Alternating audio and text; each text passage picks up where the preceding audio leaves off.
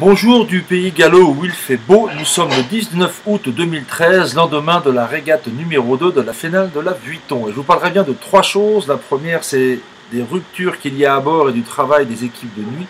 La deuxième, c'est du parcours et du vent. Et la troisième, c'est les difficultés justement à gérer ce vent. Première chose donc, regardez à nouveau le plantage de Team New Zealand avant-hier. Waouh, vraiment impressionnant cet arrêt buffet.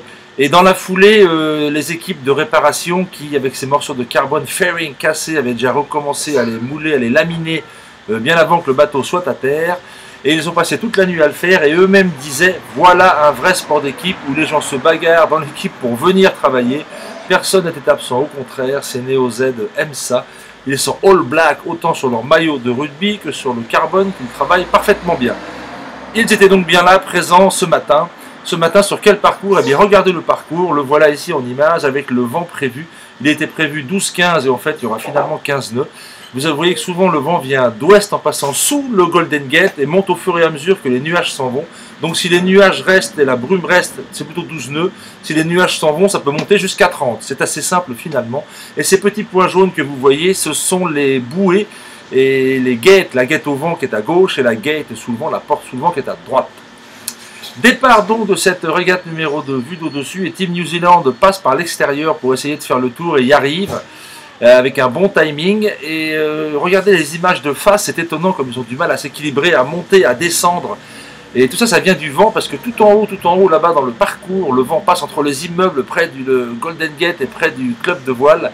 Et le vent peut facilement passer de 18 à 12 en très peu de temps et c'est ça qui est dur à régler. Mais Team New Zealand par l'extérieur arrive premier à la bouée de reaching. Et c'est dans la remontée en près qu'ils ont un blackout, black à nouveau, plus d'électronique, mais c'est l'électronique qui commande le choquet de l'hydraulique et surtout qui enregistre la puissance que remettent les winchers. Et là, il n'y avait plus rien.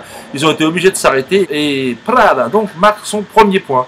Incroyable, nous sommes à 1 partout dans cette finale de la Vuitton, alors que personne ne prédisait une victoire des Italiens. Comme quoi la casse, ça peut être très embêtant.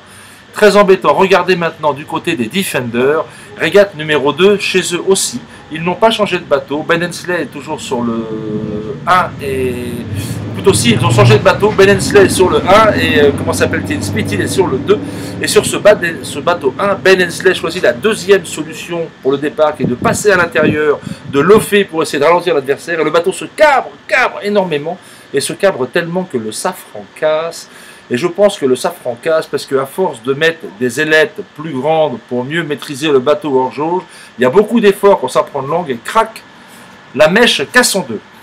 Donc régate tout seul de James Spithill qui n'a eu aucun problème à marquer ce point parce que vous savez bien, il n'en marque pas, mais une nouvelle fois, nous avons eu toutes les données de ces gens-là.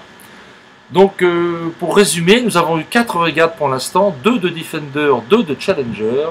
Et sur ces 4 régates, il y a eu 3 abandons de bateaux, un par équipe. Les Neo Z sur de l'électronique qui s'arrête, les Italiens sur un Daggerford et les Américains sur un Safran. Les équipes de nuit vont encore beaucoup travailler. Bonne journée, au revoir.